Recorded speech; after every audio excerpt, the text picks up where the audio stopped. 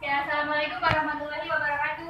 Waalaikumsalam warahmatullahi wabarakatuh. Baiklah, selamat pagi semuanya. Pagi, Bu. Oke, sebelum memulai pelajaran pada pagi hari ini, alangkah baiknya kita mulai dengan membaca doa terlebih dahulu. Silakan ketua kelas dipimpin doanya Saudari Bayu, saudara. Baiklah, teman-teman, kita mulai pelajaran. Sebenarnya kita baca doa telah selesai. Baiklah, Ibu absen terlebih dahulu. Nur Fadila, Hadiroh. Krisma, Hadiroh. Mutiara. Baiklah, sepertinya hadir semua. Oke, anak-anak, coba kalian tutup hidung kalian. Apa yang kalian rasakan? Mengapa hal itu bisa terjadi?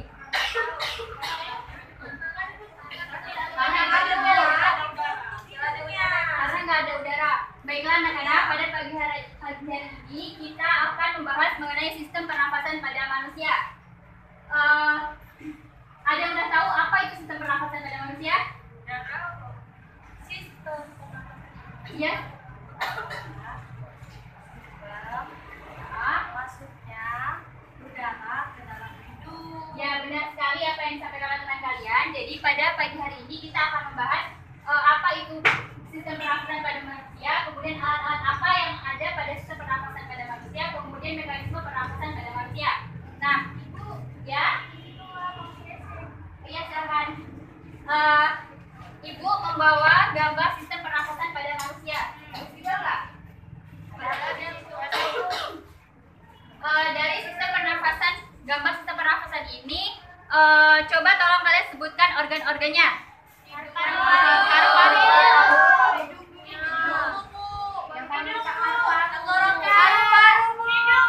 Oke, hidung. Yang pertama ada hidung, tenggorokan, kemudian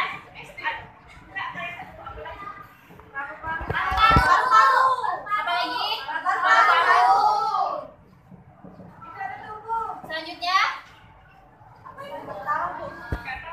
Cabang-cabang itu, Bu. cabang-cabang.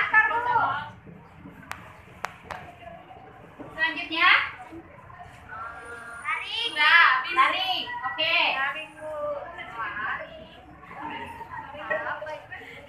Oke, baiklah. Benar apa yang kalian lihat dari gambar yang Ibu bawa, cuman berurutan. Baiklah, sistem pernafasan pada manusia itu adalah proses pengambilan oksigen, kemudian juga proses pengeluaran karbon dioksida dan juga uap air. Yang pertama benar, yaitu ada hidung. Di sini hidung berfungsi untuk apa, anak-anak? Menghirup bernafas. Kemudian ada apa lagi? Ya, hidung ini adalah organ terluar dari sistem pernafasan. Bisa kalian lihat hidung teman kalian? Adalah organ yang berada di luar. Nah, fungsinya yaitu tuh untuk menyaring kotoran dari udara yang ada di luar.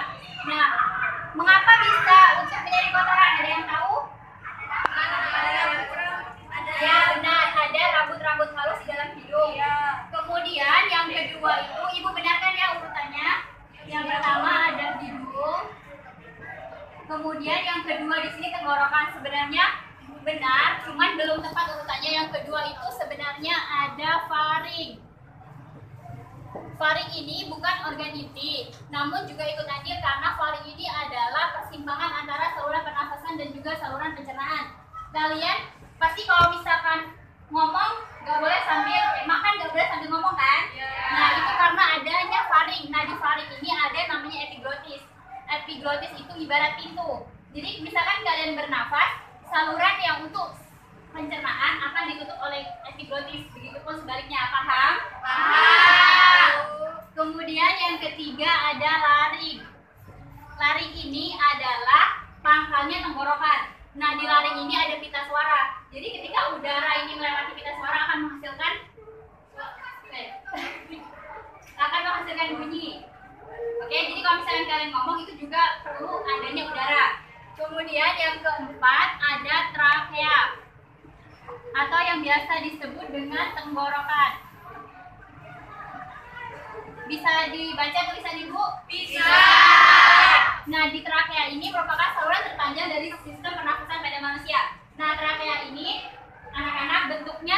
cincin, bisa dilihat. Oh, yang ini. Yang bulat-bulat ini. Nah, jadi trachea ini merupakan penghubung jalannya atau penghubung udara dari hidung ke paru-paru. Selanjutnya yang kelima ada bronkus. Bronkus di sini adalah cabang dari trachea. Oke, bronkus di sini adalah cabang dari trachea. Paham? Kemudian yang keenam atau yang terakhir namanya paru-paru. Paru-paru ini adalah organ utama dari sistem pernafasan. Nah, paru-paru ini dihubungkan oleh bronkus, tapi bronkus bercabang lagi menjadi bronkeolus yang menghubungkan paru-paru kanan dan paru-paru kiri. Paham? Paham. Nah, di paru-paru ini paru-paru ini diselimuti oleh selaput pleura. Nah, di paru-paru ini juga terdapat alveolus. Nah, alveolus itulah yang bertugas untuk menukarkan oksigen dan CO2.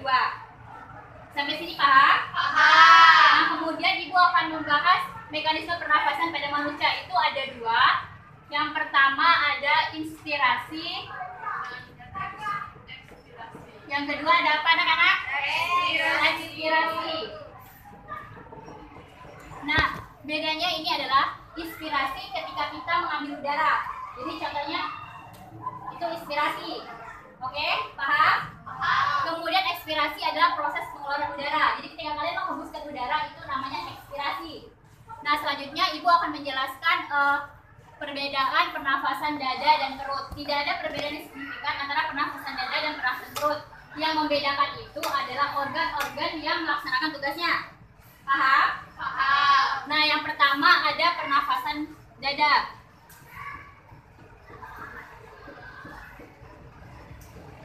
Pernafasan dada ini organnya yaitu otot rusuk, kemudian otot antar tulang rusuk dan juga paru-paru. Kemudian kalau pernafasan perut menggunakan diafragma, otot perut dan juga paru-paru. Paham? Nah, perbedaan inspirasi dan ekspirasi dalam pernafasan dada yaitu apabila inspirasi, otot antar tulang rusuk berkontraksi, kemudian tulang rusuk akan terangkat. Nah, volume rongga udara akan membesar, tekanan mengecil sehingga menyebabkan udara masuk ke dalam paru-paru. Oke? Kemudian ekspirasi adalah apabila antar tulang rusuk relaksasi, kemudian tulang rusuk akan menurun, volume rongga udara akan mengecil, tekanan akan membesar. Itu mengakibatkan udara akan terdorong keluar. Paham? Nah, kemudian yang kedua ada pernafasan perut. Pernafasan perut pada inspirasinya menggunakan diafragma. Nah, diafragma ini akan berkontraksi sehingga diafragma akan menurun. Volume rongga udara akan membesar, tekanan menjadi kecil sehingga udara akan masuk ke dalam paru-paru. Paham? Paham. Ibu terlalu cepat tidak? Ya. Mohon maaf ya. Kemudian yang ekspirasi adalah apabila otot diafragma berelaksasi, diafragma akan naik atau melepuh sehingga menyebabkan volume rongga udara mengecil, tekanan menjadi besar. Akibatnya udara akan keluar dari paru-paru. Oke, jelas? Jelas. Ada yang ditanyakan? Oke, jika ya Kalau bernafas lewat mulut gimana? bernafas lewat mulut itu tuh bisa digunakan. Hanya saja kan di sini dia tuh menggunakan organ faring kan. Nah, berarti masuknya tuh masuk ke saluran pernafasan. Nah, itu biasanya terjadi akan menghambat proses pernafasan yang tidak sempurna karena apabila menggunakan laring akan masuk ke trachea. Jadi lebih tidak efektif jika menggunakan mulut. Namun bisa menggunakan mulut jika kondisinya tidak memungkinkan seperti kita flu, itu kan hidung akan tersumbat. Jadi yang lebih baik dianjurkan itu adalah menggunakan hidung dan menggunakan mulut karena tugas faring nanti akan bingung, yang harusnya nutup saluran pernafasan malah nutup saluran pencernaan. Oke, paham? Paham, Bu. Ada yang ingin ditanyakan? Oke, jika tidak ada, Ibu akan membagi kalian menjadi 4 kelompok. Nah, karena di sini muridnya 20 orang, jadi 4 kelompok, satu kelompok menjadi 5. Baiklah.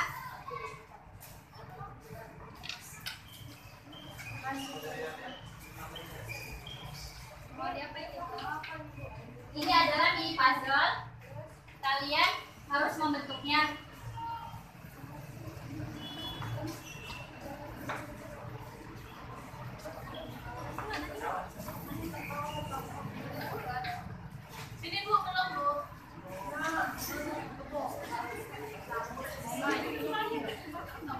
Ibu hanya akan memberi waktu 2 menit saja ya. Bentar, Bu. Oke, sebentar adik-adik.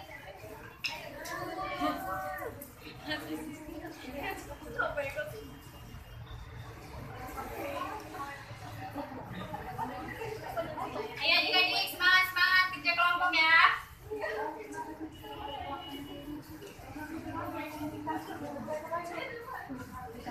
Ayo adik-adik,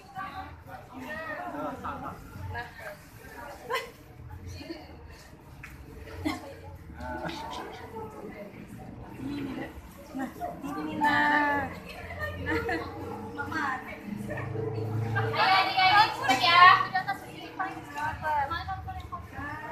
Mana? Bukan ini di dalam.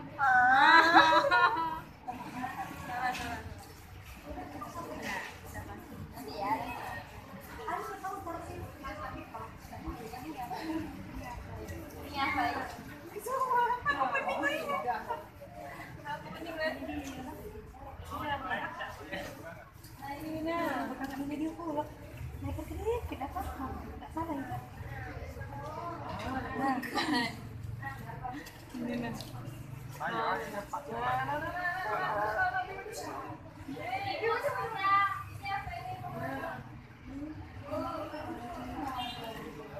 Oke, baiklah.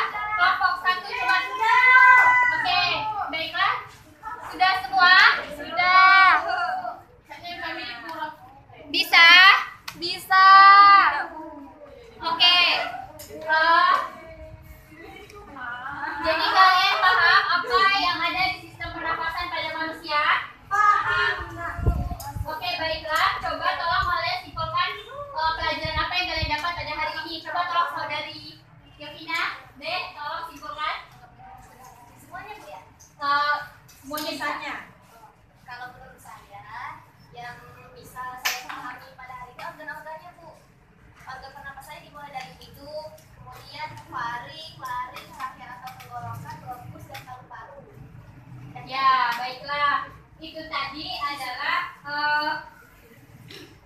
materi kita pada pagi hari ini. Selanjutnya kalian baca materi selanjutnya dari sistem pernafasan, yaitu mengenai penyakit-penyakit yang ada di sistem pernafasan dan juga apa yang mempengaruhi dari sistem pernafasan itu sendiri. Paham anak-anak? Paham. Oke, baiklah, itu saja Ibu tutup pelajaran pada pagi hari ini dengan sama-sama melafazkan lafaz hamdalah. Alhamdulillahirabbil alamin. Oke, selamat beristirahat anak-anak. Assalamualaikum warahmatullahi wabarakatuh.